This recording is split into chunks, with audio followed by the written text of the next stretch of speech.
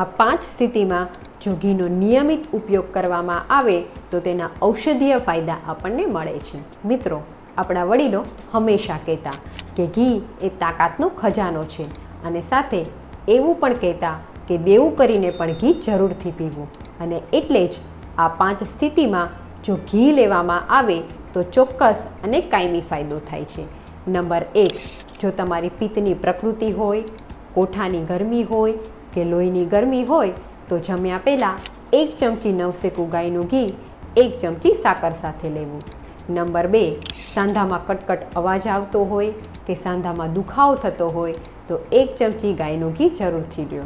Number 3, કબજિયાત કે gas જેવી સમસ્યા હોય તો સવારે નરણા કોઠે 1 કપ ગરમ પાણીમાં 1 ચમચી ગાયનું ઘી જરૂરથી લો. નંબર 4, આયુર્વેદ મુજબ ઘી રસાયણ છે, માટે જો તમે તમારી ઉંમરને આગળ વધતી અટકાવવા માગતા હોય તો તમારા ખોરાકમાં ઘી જરૂરથી લો.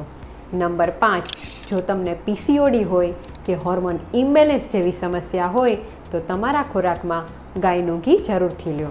પણ એક વાત ખાસ ધ્યાનમાં રાખવી કે ઘી હંમેશા ગાયનું જ લેવું જોઈએ અને માખણમાંથી બનાવેલા ઘીનો જ ઉપયોગ કરવો જોઈએ.